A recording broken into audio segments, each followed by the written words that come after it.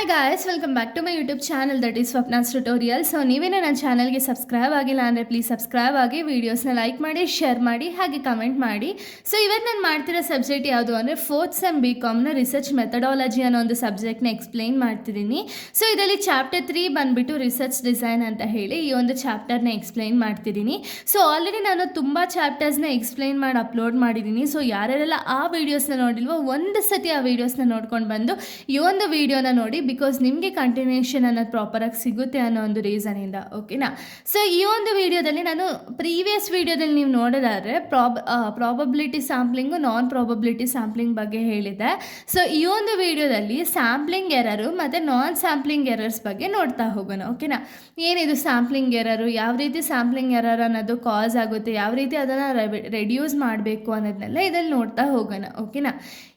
So ನೋಡಿ, sampling error ಅಂದರೆ ಏನು ಅಂದರೆ error that occur because we study only by a sample, not the entire population. ಅಂದರೆ ಏನು ಅಂದರೆ ಸ್ಯಾಂಪ್ಲಿಂಗ್ ಎರರ್ಸ್ ಅಂದರೆ ಏನು, ಡಿಫ್ರೆನ್ಸ್ ಬಿಟ್ವೀನ್ ಆ್ಯಕ್ಚುಯಲ್ ರಿಸಲ್ಟ್ಗೂ ಆ್ಯಂಡ್ ನಮ್ಮ ಒಂದು ನಾವು ಫೈಂಡ್ ಔಟ್ ಮಾಡಿರ್ತೀವಲ್ಲ ರಿಸಲ್ಟ್ಗೂ ಏನು ಡಿಫ್ರೆನ್ಸ್ ಇದೆಯಲ್ಲ ಅದನ್ನು ನಾವು ಸ್ಯಾಂಪ್ಲಿಂಗ್ ಎರರ್ ಅಂತೀವಿ. ಓಕೆನಾ?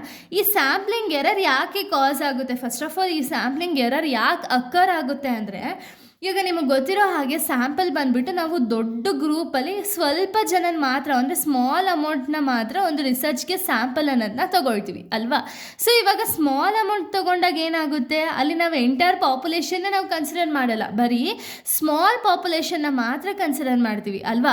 ಸೊ ಈ ರೀಸನಿಂದನೂ ಈ ಒಂದು ಸ್ಯಾಂಪ್ಲಿಂಗ್ ಎರರ್ಸ್ ಅನ್ನೋದು ಅಕ್ಕರ್ ಆಗುತ್ತೆ. Next different between the sample result and true population result ಅಲ್ವಾ? ಸೊ ಸ್ಯಾಂಪ್ಲಿಂಗ್ ಎರರ್ ಅಕ್ಕರ್ ಆಗೋದೇ ಆ ರೀಸನ್ಗೆ, ಸ್ಯಾಂಪಲ್ ರಿಸಲ್ಟ್ಗೂ ಅಂದರೆ ನಾವು ಕಂಡುಹಿಡಿದಿರೋವಂಥ ಒಂದು ರಿಸಲ್ಟ್ಗೂ ಆ್ಯಕ್ಚುಯಲ್ ಪಾಪ್ಯುಲೇಷನ್ಗೆ ಏನು ರಿಸಲ್ಟ್ ಬರಬೇಕಿತ್ತೋ ಆ ರಿಸಲ್ಟ್ಗೂ ಡಿಫ್ರೆನ್ಸ್ ಏನಿದೆ ಅದನ್ನೇ ಸ್ಯಾಂಪ್ಲಿಂಗ್ ಎರರ್ಸ್ ಅಂತೀವಲ್ವಾ? ಸೊ ಯಾವ ರೀತಿ ಇದು ಕಾಸಸ್ ಆಗುತ್ತೆ ಅಂದರೆ, ಸ್ಮಾಲ್ ಸ್ಯಾಂಪಲ್ ಸೈಜ್ ಅಂದರೆ ಏನು, ಇವಾಗ ಸ್ಯಾಂಪಲ್ ಸೈಜ್ ಅನ್ನೋದು ಸ್ವಲ್ಪ ಇರುತ್ತೆ, ಆ ಸ್ಯಾಂಪಲ್ನ ತೊಗೊಂಡಾಗ ನಮಗೇನಾಗುತ್ತೆ, ಎರರ್ಸ್ ಅನ್ನೋದು ಅಕ್ಕರ್ ಆಗುತ್ತೆ.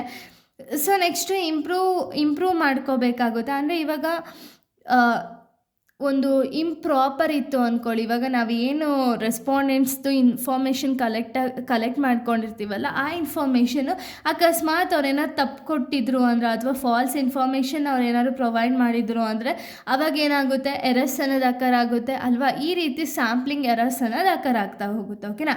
ಇದನ್ನು ಯಾವ ರೀತಿ ರೆಡ್ಯೂಸ್ ಮಾಡಬೇಕು ಅಂದರೆ, ಸೊ ಇವಾಗ ನಾವು ಯೂಶಲಿ ಏನು ಮಾಡ್ತಿದ್ದೋ, ಸ್ವಲ್ಪ ಮಾತ್ರ ಪಾಪ್ಯುಲೇಷನ್ನ ತೊಗೊಂಡು ಅದರಲ್ಲಿ ನಾವು ರಿಸಲ್ಟ್ಸ್ ಅನ್ನೋದನ್ನ ಫೈಂಡ್ ಮಾಡ್ತಿದ್ದೋ ಅಲ್ವಾ? ಸೊ ಅದಕ್ಕೆ ನಾವೇನು ಮಾಡಬೇಕಾಗುತ್ತೆ, ಸ್ಯಾಂಪಲ್ ಸೈಜ್ ಅನ್ನೋದೇನಿದೆಯಲ್ಲ, ಸ್ಯಾಂಪಲ್ ಸೈಜ್ನ ಇನ್ಕ್ರೀಸ್ ಮಾಡಬೇಕಾಗುತ್ತೆ. ನೆಕ್ಸ್ಟು ಯೂಸ್ ಪ್ರಾಬಬಿಲಿಟಿ ಅಂದರೆ ಪ್ರಾಬಬಿಲಿಟಿನ ನಾವು ಯೂಸ್ ಮಾಡಬೇಕಾಗುತ್ತೆ. ವೆದರ್ ನಾವು ಯಾವ ಮೆಥಡ್ನ ಯೂಸ್ ಮಾಡಿದ್ರೆ ಬೆಸ್ಟು ಒಂದು ರೆಡ್ಯೂಸ್ ಮಾಡೋದಕ್ಕೆ, ಎರರ್ಸ್ನ ರೆಡ್ಯೂಸ್ ಮಾಡೋದಕ್ಕೆ ಅಂತ ಹೇಳಿ ನೋಡಿಕೊಂಡು ಮೆಥಡ್ಸ್ನ ಯೂಸ್ ಮಾಡಬೇಕಾಗುತ್ತೆ. ಓಕೆನಾ? ನೆಕ್ಸ್ಟು ನಾನ್ ಸ್ಯಾಂಪ್ಲಿಂಗ್ ಎರರ್ಸ್ ಅಂದರೆ ಏನು, error occur due to wrong answer or poor questionnaire data entry mistake. ಅಂದರೆ ಏನು, ಇವಾಗ ನಮಗೆ ಏನೋ ಒಂದು ಇನ್ಫಾರ್ಮೇಷನ್ನ ಕಲೆಕ್ಟ್ ಮಾಡ್ಕೊಂಡಿರ್ತೀವಿ ಅಂದ್ಕೊಳ್ಳಿ. ಓಕೆನಾ? ಆ ಇನ್ಫಾರ್ಮೇಷನ್ ಇವಾಗ ಪಾಪ್ಯುಲೇಷನಿಂದ ಏನೋ ಒಂದು ಅವ್ರ ಏಜ್ ಆಗಿರಲಿ ಅಥವಾ ಅವರ ಒಂದು ಲೈಕ್ ಆಗಿರಲಿ, ಅಂದರೆ ಏನು ಇಷ್ಟಪಡ್ತಾರೆ ಆ ಒಂದು ಇನ್ಫಾರ್ಮೇಷನ್ ಆಗಿರಲಿ, ಸೊ ಇದ್ರ ಬಗ್ಗೆ ಎಲ್ಲ ನಾವು ಇನ್ಫಾರ್ಮೇಷನ್ ಅಥವಾ ಏನು ಪ್ರಾಡಕ್ಟ್ಸ್ನ ಅವ್ರು ಯೂಸ್ ಮಾಡ್ತಿದ್ದಾರೆ ಅಂತನೋ ಏನೋ ಒಂದು ಎಲ್ಲದ್ರ ಬಗ್ಗೆ ಇನ್ಫಾರ್ಮೇಷನ್ನ ತೊಗೊಂಡಿರ್ತೀವಿ ಅಂದ್ಕೊಳ್ಳಿ. ಈ ಇನ್ಫಾರ್ಮೇಷನಲ್ಲಿ ಫಾಲ್ಸ್ ಇತ್ತು ಅಥವಾ ನಮಗೆ ಪ್ರಾಪರಾಗಿ ಕ್ವಶನರೀಸ್ನ ಫಾರ್ಮ್ ಮಾಡೋಕ್ಕೆ ಬಂದಿಲ್ಲ ಅಂದಾಗ, ಅಥವಾ ನಾವು ಅವ್ರು ಹೇಳ್ತಿರೋದಕ್ಕೂ ನಾವು ಏನು ಡೇಟಾ ಎಂಟ್ರಿ ಮಾಡ್ಕೊಂಡಿರ್ತೀವಲ್ಲ ಅದಕ್ಕೂ ಡಿಫ್ರೆನ್ಸ್ ಇದ್ದಾಗ ಅವಾಗ ಅಕ್ಕರ್ ಆಗುತ್ತಲ್ಲ, ಆ ಎರರ್ಸ್ನ ನಾವು ನಾನ್ ಸ್ಯಾಂಪ್ಲಿಂಗ್ ಎರರ್ಸ್ ಅಂತ ಹೇಳಿ ಕರಿತೀವಿ. ಓಕೆನಾ?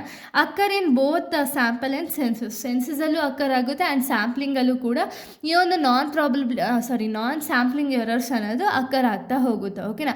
ಇದನ್ನು ಯಾವ ರೀತಿ ರೆಡ್ಯೂಸ್ ಮಾಡಬೇಕು ಅಂದರೆ, ಪ್ರಾಪರ್ ಕ್ವಶನರೀಸ್ನ ನಾವು ಅಡಾಪ್ಟ್ ಮಾಡ್ಕೋಬೇಕಾಗುತ್ತೆ. ಅಂದರೆ ಕ್ವಶನರೀಸ್ ನಾವು ಏನು ಪ್ರಿಪೇರ್ ಮಾಡ್ತಿದ್ದೀವಲ್ಲ ಅದು ಪ್ರಾಪರಾಗಿರುತ್ತೆ. ಹಾಗೆ ಒಂದು ಕೇರ್ಫುಲ್ಲಾಗಿ ಡೇಟಾ ಅನ್ನೋದನ್ನ ನಾವು ಪ್ರಾಪರಾಗಿ ಎಂಟ್ರಿ ಮಾಡ್ಕೋಬೇಕಾಗುತ್ತೆ. ಅಂದರೆ ಅವ್ರು ಏನು ಹೇಳ್ತಿದ್ದಾರೆ ನೋಡಿ, ಆ ಹೇಳ್ತಿರೋವಂಥ ಒಂದು ಡೇಟಾ ಏನಿದೆಯಲ್ಲ ಅದನ್ನು ನಾವು ಪ್ರಾಪರಾಗಿ ಎಂಟ್ರಿ ಮಾಡ್ಕೊಂಡು ಮಾಡ್ಕೊಂಡಾಗ ಏನಾಗುತ್ತೆ ಅಂದರೆ ಎರರ್ಸ್ ಅನ್ನೋದು ರೆಡ್ಯೂಸ್ ಆಗ್ತಾ ಹೋಗುತ್ತೆ. ಓಕೆನಾ, ಈ ರೀತಿ ನಾವು ರೆಡ್ಯೂಸ್ ಅನ್ನೋದನ್ನ ಮಾಡ್ಬೋದು. ಸೊ ಇಷ್ಟು ಕೂಡ ಒಂದು ಸ್ಯಾಂಪ್ಲಿಂಗ್ ಎರರ್ ಮತ್ತು ನಾನ್ ಸ್ಯಾಂಪ್ಲಿಂಗ್ ಎರರ್ಸ್ ಬಗ್ಗೆ ಆಗಿದೆ. ಇಲ್ಲಿಗೆ ಈ ಒಂದು ವಿಡಿಯೋ ಅನ್ನೋದು ಕಂಪ್ಲೀಟ್ ಆಗುತ್ತೆ. ಸೊ ನೆಕ್ಸ್ಟ್ ವಿಡಿಯೋದಲ್ಲಿ ನಾನು ಬೇರೆ ಒಂದು ಟಾಪಿಕ್ ಬಗ್ಗೆ ಎಕ್ಸ್ಪ್ಲೈನ್ ಮಾಡ್ತೀನಿ. ಸೊ ನಿಮ್ಮನ್ನ ನಾನು ಕೇಳ್ಕೊಳ್ಳೋದು ಏನು ಅಂದರೆ ಕಂಪ್ಲೀಟ್ ವೀಡಿಯೋಸ್ನ ಅಪ್ಲೋಡ್ ಮಾಡ್ತಿದ್ದೀನಿ. ಸೊ ಎಲ್ಲರೂ ಕೂಡ ಪ್ಲೀಸ್ ಒಂದು ಸರಿ ಪ್ಲೇಲಿಸ್ಟಲ್ಲಿರುತ್ತೆ, ಎಲ್ಲ ಒಂದು ಸರಿ ವೀಡಿಯೋಸ್ನ ನೋಡಿ ಲೈಕ್ ಮಾಡಿ, ಶೇರ್ ಮಾಡಿ, ಹಾಗೆ ಕಮೆಂಟ್ಸ್ ಮಾಡಿ. ನಿಮ್ಮ ಕಮೆಂಟ್ಸ್ಗೋಸ್ಕರ ನಾನು ಕಾಯ್ತಿರ್ತೀನಿ. So thank you guys, thanks for watching.